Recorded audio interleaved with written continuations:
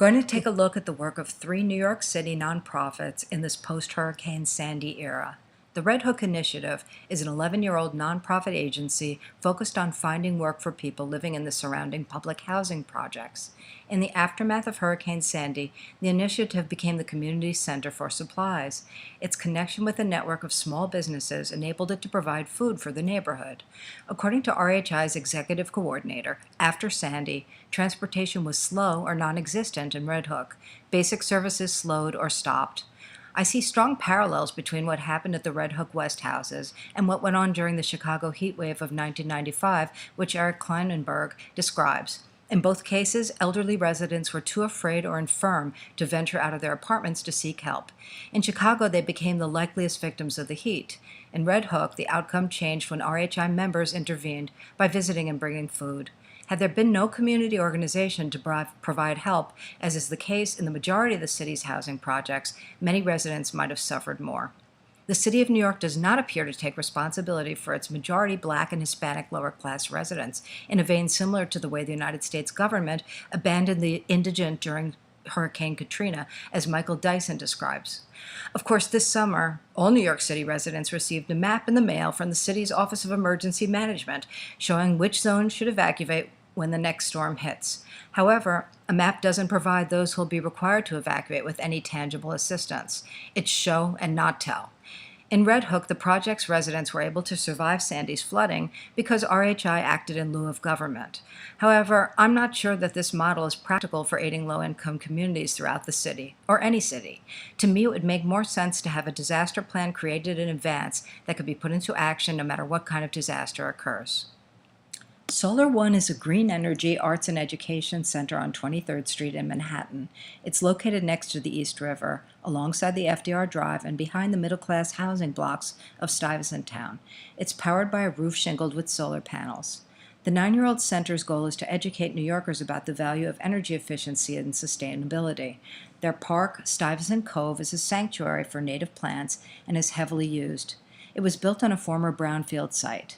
Solar One's small stage hosts performances during the summer, and throughout the rest of the year, its staff educates public school students about climate change, the earth, and sustainability. They rely heavily on grants. During Sandy, water surged from the East River going inland as far as Stuyvesant Town, and the center itself was flooded. I interviewed Sarah Pigeon, Solar One's manager of education, about the hurricane's effects. After Sandy, we helped the local community by providing free electricity from our solar array so that our neighbors could charge phones, electronics, and medical equipment. We also helped to get large solar generators out to neighborhoods in the Rockaways and Staten Island. Solar One was badly damaged.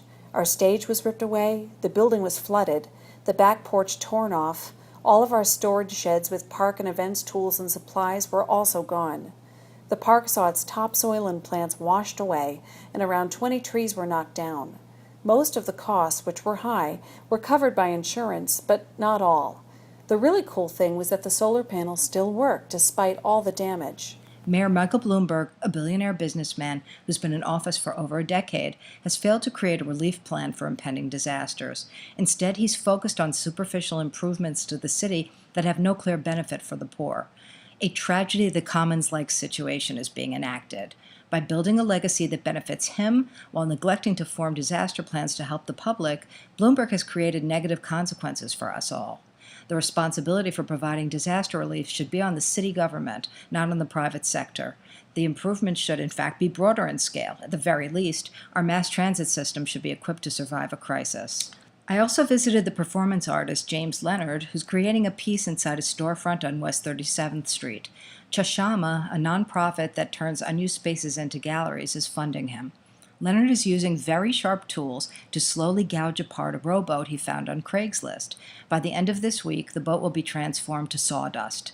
Leonard says that his growing terror of being trapped during a natural disaster inspired this performance. He daily tracks the ice melt on the poles and says that his extreme anxiety about climate change began after a tornado suddenly struck Brooklyn 3 years ago, just a block from his apartment. As Leonard told me, many people viewing the show can't grasp that he's not building a boat, since our production-based society dictates that he should be producing work. And as Magdoff and Foster observe, our capitalist society is very focused on accumulation. People expect material outcomes. The purposeful destruction of a product is almost unthinkable. I interviewed several onlookers about their experience with Sandy. Sean and Lisa from Queens were most concerned about their jobs. Sean, a delivery man, said he was able to keep working after the storm, but Lisa was out of work for a week. Her job is in New Jersey, and the PATH train, which had flooded, was not running. She complains that it's still having signal issues. Deepa, a young woman from Lower Manhattan, said she lost power during the storm. I asked her what she'd do if there's another disaster. She said she'd call 311 or 911 and then would turn to her neighbors, adding, but they would be in the same situation. While Deepa would look to the city for help, Sean said he would turn to his family, while Lisa doesn't have any family in the state and had no answer for where she would look for help during a disaster. The variety of people I met during the past weeks helped me to reach some conclusions. First, the city failed to sufficiently help residents with disaster relief after Sandy. Second, widespread anxiety remains about future disasters. Lastly, the private sector cannot and should not be relied upon to provide necessary services like clean water or transportation during disasters. Also, I agree with Maniettes that the responsibility to save the earth should shift off of individuals and onto lawmakers. The city, perhaps with state and federal support, must create a plan for disaster relief and make us aware of it. They're not denying that there'll be another disaster. They sent out the map, and it's only a question of time.